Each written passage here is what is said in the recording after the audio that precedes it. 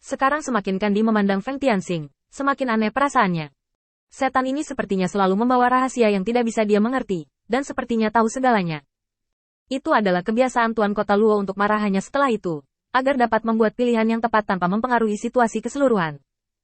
Karena metode inilah Tuan Kota Luo dapat mengandalkan kekuatannya yang tidak terlalu kuat untuk mengamankan kursinya di singgasana kota utama selama bertahun-tahun. Tapi sekarang, Feng Tianxing sepertinya mengetahui kebiasaan Tuan Kota Luo. Melihat cara Kandi memandangnya, Feng Tianxing menjelaskan.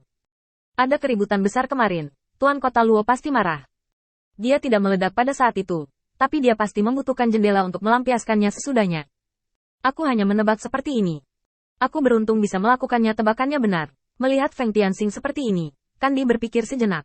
Saya punya pertanyaan di sini. Saya tidak tahu apakah Laksamana Feng dapat menjawabnya untuk saya. Saya ingin tahu apakah pengaturan Anda di kota utama sebelum Anda tahu bahwa Tuan Luo akan menjawab, atau setelah itu. Tidak apa-apa jika tidak nyaman untuk menjawab, itu hanya sedikit rasa ingin tahu. Feng Tianxing tersenyum. Tuan Kota Luo tidak dapat dipercaya. Dia telah menjebak seorang laksamana. Aku sudah mengetahui hal ini sejak lama. Setan di kota utamamu terlalu sombong, dan mereka tidak menganggap serius kekosongan. Mereka benar-benar harus menunggu sampai setelah konfrontasi untuk memiliki pemahaman yang relatif jelas. Tetapi masalahnya sekarang adalah Tuan Kota Luo memimpin sejuta pasukan. Keluar dan menang dengan mudah. Itu hanya membuat kekuatan Five tampak sangat lemah. Jadi, di bawah premis ini, Tuan Kota Luo harus tetap fokus untuk menekan pasukan Laksamana. Aku baru saja membuat penilaian berdasarkan ini, dan tidak ada yang mengejutkan.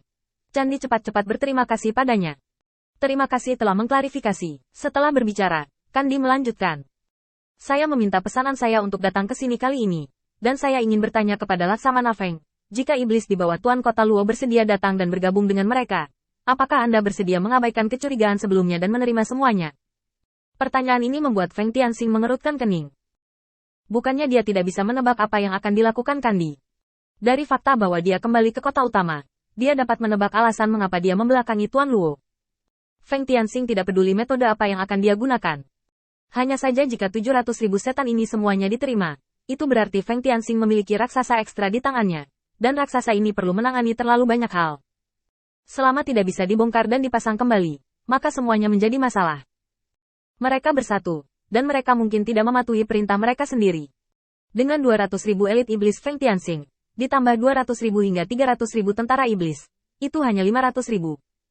Untuk ras iblis, bahkan jika kita mengesampingkan kekuatan dan hanya berbicara tentang angka, bawahan Feng Tianxing masih dirugikan. Pada waktunya, raksasa pasti akan muncul, dan akan jauh lebih merepotkan bagi Feng Tianxing untuk menghadapinya. Setelah berpikir sejenak, Feng Tianxing mengatakan ini.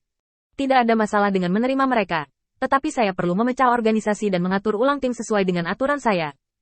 Lagi pula, ada begitu banyak setan, dan kekosongan ada di luar, jadi saya harus berhati-hati. Ketika Kandi mendengar kata-kata jujur seperti itu, dia merasa benar-benar santai. Masalah yang dikatakan Feng Tianxing adalah sesuatu yang harus dia pertimbangkan, dan itu adalah masalah yang sangat sulit untuk dipecahkan. Ini menunjukkan bahwa Feng Tianxing benar-benar berniat menerimanya. Pertanyaan yang tersisa adalah apakah tuntutan kepentingan Feng Tianxing di wilayah di bawah yurisdiksinya, serta tuntutan kepentingannya, dapat mencapai kesepakatan dengan setan-setan ini. Tanya Candi lagi. Saya tidak tahu apakah Laksamana Feng memiliki persyaratan lain. Jika tidak, maka saya akan menggunakan kata-kata ini untuk berkomunikasi dengan iblis yang mana. Feng Tianxing terdiam sesaat, lalu tiba-tiba mengangkat kepalanya dan berkata, tidak perlu membongkar pendirian. Saat itu, saya bisa berdiskusi dengan laksamana lain dan mengumpulkan 700.000 setan bersama sebagai pasukan persiapan. Dimanapun ada kekosongan, saya akan pergi ke sana. Dengan cara ini tekanannya tidak akan terlalu besar bagi saya.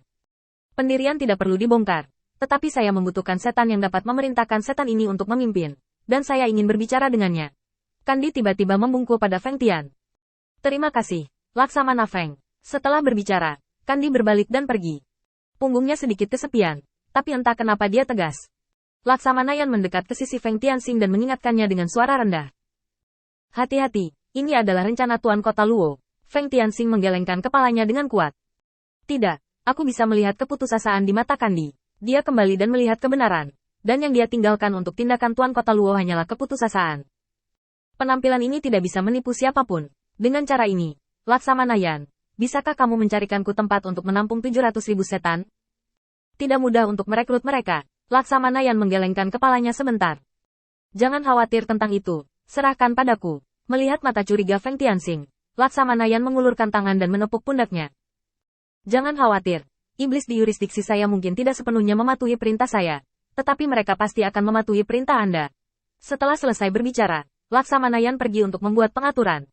Dan bahkan para prajurit yang memberikan perintah di samping semuanya berbinar dan berdiskusi setelah mendengar berita itu. Feng Tianxing menggelengkan kepalanya, dan mengembalikan jiwa keduanya ke dalam avatar manusia. Wilayah hari ini sudah penuh dengan orang. Ada setan yang tak terhitung jumlahnya di dalamnya. Setan-setan dari kota utama ini jarang melihat yurisdiksi Laksamana di tempat yang begitu marginal. Di antara setan-setan ini, banyak setan yang penuh rasa ingin tahu. Adegan ini sangat berbeda dari kota utama. Ini adalah yurisdiksi Laksamana Feng. Mengapa agak sepi? Apakah kamu tidak mendengarkan apa yang dikatakan oleh iblis perekrut? Laksamana Feng menghabiskan banyak uang untuk menguji rahasia kehampaan. Masuk akal jika hanya ada sedikit orang sekarang. Tidak apa-apa. Kita tidak datang ke sini untuk apa-apa jika kita berlindung dengan Laksamana Feng. Semua orang harus lebih pintar nanti. Dan kita akan mematuhi apapun yang diatur oleh bawahan Laksamana Feng. Dan jangan biarkan Laksamana Feng salah memahami tujuan kita. Kelompok iblis dari kota utama ini mulai memperbaiki terlebih dahulu. Yang mengejutkan Feng Tianxing. Mozu sepertinya selalu seperti ini. Ketika Feng Tianxing mengira dia mengetahuinya dengan baik, dia membuat pilihan yang tidak terduga. Sama seperti kali ini. Tujuan awal Feng Tianxing adalah membawa kembali beberapa setan di kota utama sebagai cadangan pasukan berkualitas tinggi untuk tindak lanjut. Tetapi dia tidak menyangka bahwa dia hampir mengosongkan kota utama. Tepat ketika Feng Tianxing mengendalikan avatar dan bergegas ke rumah Laksamana dengan setan-setan ini, Jiang muncul. Dia berdiri di udara, memandangi sekelompok besar iblis dalam kegelapan di bawah, dan berkata, "Saya mendengar bahwa Anda semua ingin datang ke sini untuk bergabung dengan bawahan Laksamana Feng. Tetapi sekarang kami tidak memiliki banyak tempat tinggal untuk Anda.